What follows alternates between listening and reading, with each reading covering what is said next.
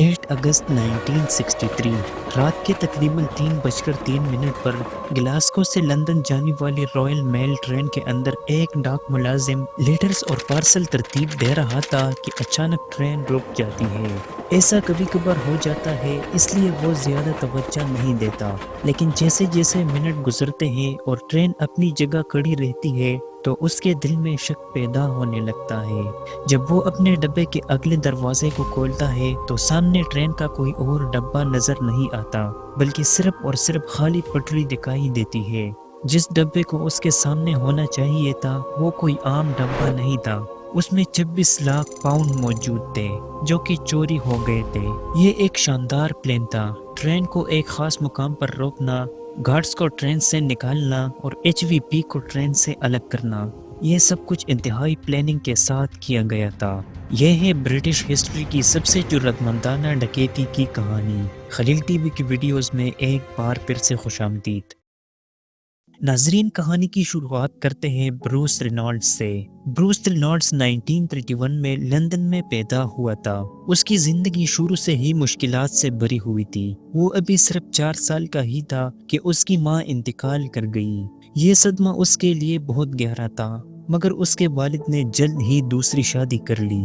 1939 में जब Nazi Germany ने लंदन पर हमले शुरू किए तो ब्रूस को देहात भेज दिया गया, जहां वो मुख्तलिफ मेज़बान खानदानों के साथ रहा। जंग के बाद जब वो वापस आया तो उसके और सौतेली माँ के झगड़े इतने बढ़ गए कि आखिरकार उसके वालिद ने उसे घर से निकाल दिया। ब्रूस कुछ दिलचस्प करना चाहता था। उसने रॉयल नेवी में भी शामिल होने की कोशिश की, लेकिन अंकों की टेस्ट में फेल हो गया। उसके बाद उसने सहाफत का ख्वाब देखा और डेली मेल्स में मैसेंजर की नौकरी की, मगर ऑफिस का माहौल उसे बोरिंग लगने लगा। यही हाल दुकान की क्लर्क और लैब असिस्टेंट की जॉब में भी रहा। 17 साल की उम्र में वो एक साइकिल शॉप के लिए मैसेंजर बना। यहीं पर उसकी मुलाकात ऐसे लड़कों से हुई जो कभी कभार कानून तोड़ लेते थे, दुकानों से छोटी मोटी चोरियां करते थे, जैसे साइकिल चुराना या रेलवे स्टेशंस में घुस जाना।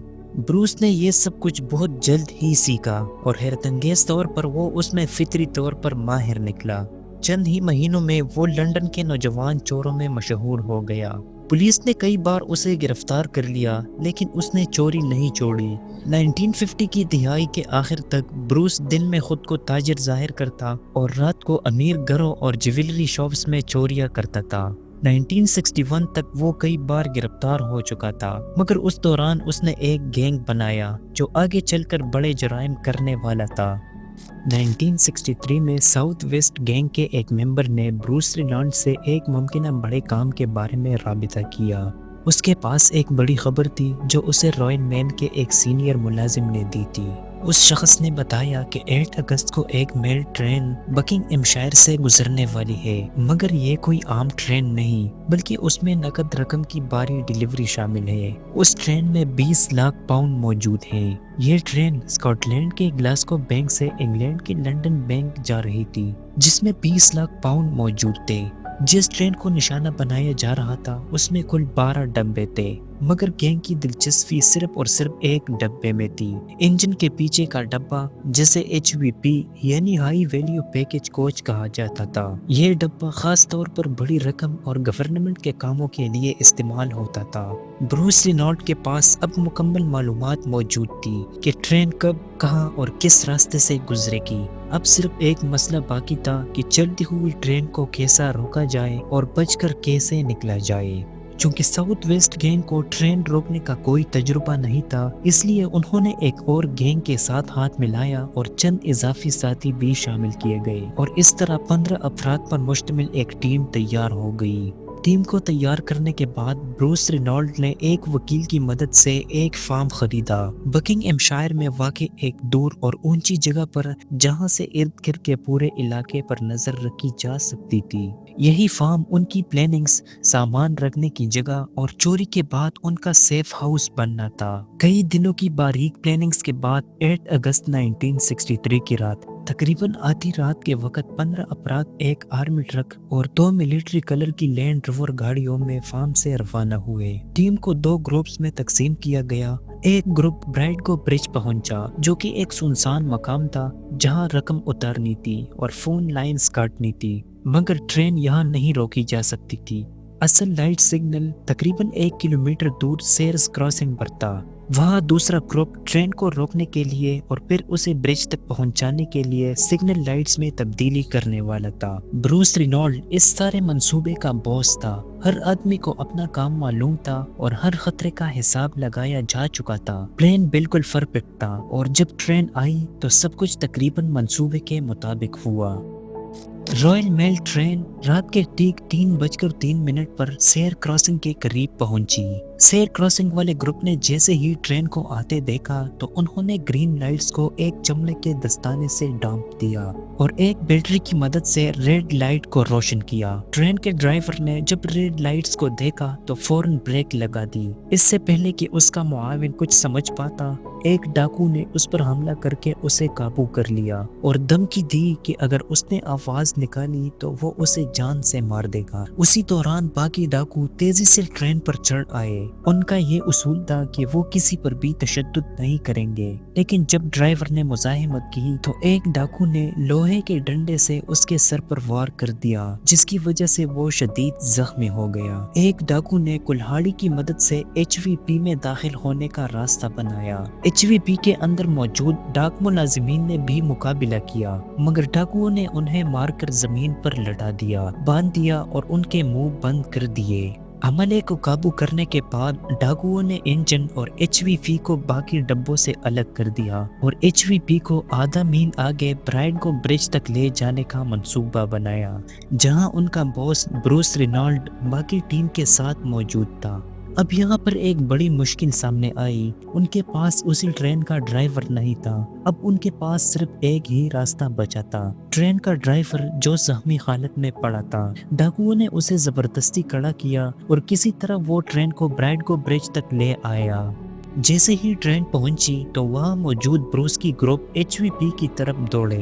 وہ تیزی سے کام کر رہے تھے۔ انہوں نے HVP سے 120 تیلے اٹھائے۔ بالکل 3:30 تک صرف 8 تیلے باقی رہ گئے تھے، لیکن بروس رینالڈ نے آدمیوں کو کہا کہ انہیں چھوڑ دو، ان کے پاس وقت کی کمی تھی۔ کل ملا کر 120 تیلے رقم اور دیگر قیمتی اشیاء سے بھرے ہوئے لے جانے میں کامیاب ہو گئے۔ ٹرین کے ڈرائیور اور اس کے معاون کو کیبن میں ایک دوسرے کے ساتھ ہتھکڑیاں لگا دی گئی۔ اس کے بعد ڈاکو اپنی گاڑیوں میں سوار ہوئے اور رات کی تاریکی میں غائب ہو گئے۔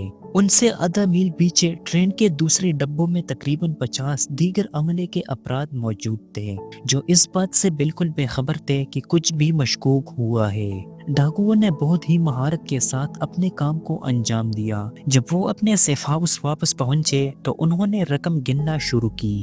انہوں نے تقریباً 2.6 ملین پاؤنڈ سے کچھ کم رقم چرائی تھی۔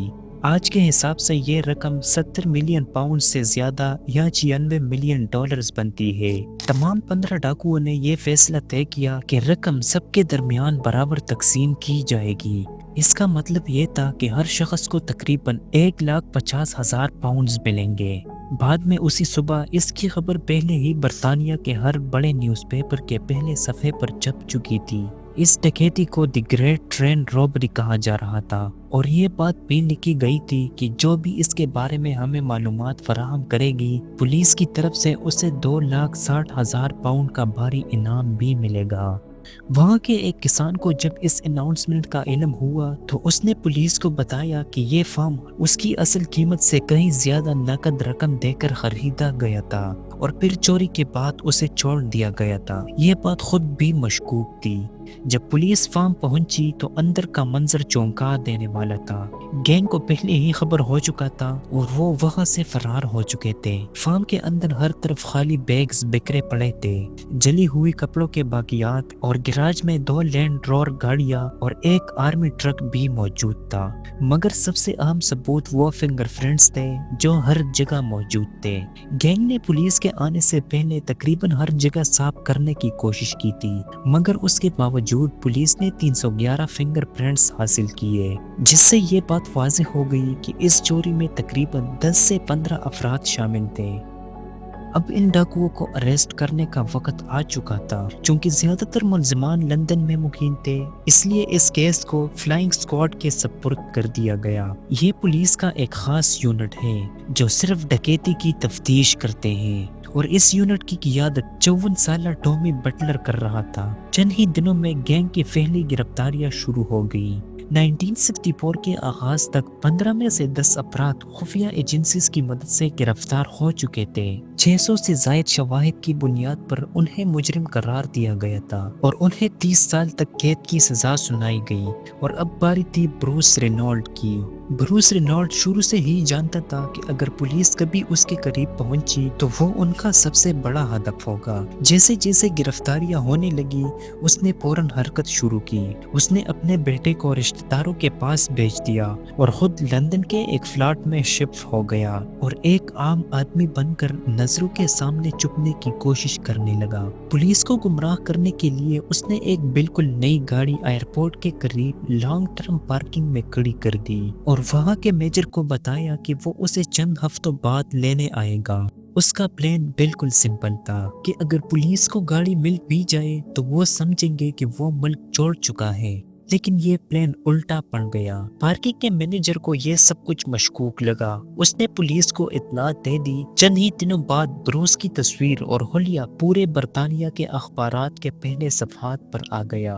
بروس رینالڈ کو خبر ملتے ہی وہ شمالی انگلینڈ بھاگا اور پھر واپس جنوبی لندن آ گیا۔ اپریل 1964 میں اسے وہ خبر ملی جس نے سب کچھ بدل دیا۔ اس کے تمام ساتھیوں کو 30 سال قید کی سزا سنا دی گئی تھی۔ تقریباً 1 سال تک فرار ہونے کے بعد اس نے آخر وہ فیصلہ کر ہی لیا جس سے وہ اب تک بچتا آ رہا تھا۔ اس نے اپنا سر منڈوایا، مونچھیں رکھ لی اور ایک جعلی پاسپورٹ حاصل کیا۔ اس نے ایک پائلٹ کو رشوت دے دی اور وہ انگلینڈ سے فرار ہو کر میکسیکو پہنچا اور کچھ وقت کے لیے آزاد ہو گیا۔ کئی برسوں تک اس نے عیش و عشرت کی زندگی گزاری، مگر یہ عیش و عشرت ہمیشہ رہنے والی نہیں تھی۔ 1968 تک وہ تقریباً کنگال ہو چکا تھا۔ جب اس کے پاس نہ پیسہ بچا، نہ کوئی پناہ اور نہ ہی کوئی ساتھی، تو وہ واپس لندن آ گیا۔ 8 نومبر 1968 کو بروس کے دروازے کی گھنٹی بجی۔ دروازہ کھلنے کے بعد 12 سے 15 انویسٹیگیٹنگ آفیسرز اندر داخل ہوئے اور آخرکار انہوں نے بروس رینالڈ کو گرفتار کر لیا۔ جنوری 1969 میں گریٹ ٹرین رابری کے منصوبے کا باس بروس رینالڈ کو 25 سال کی قید کی سزا سنائی گئی۔ امید ہے خلیل ٹی وی کی یہ ویڈیو بھی آپ لوگ بھرپور لائک اور شیئر کریں گے۔ پلیز ہماری حوصلہ افزائی کے لیے چینل کو ضرور سبسکرائب کیجیے۔ ملتے ہیں اگلی شاندار ویڈیو میں، تب تک کے لیے اللہ حافظ۔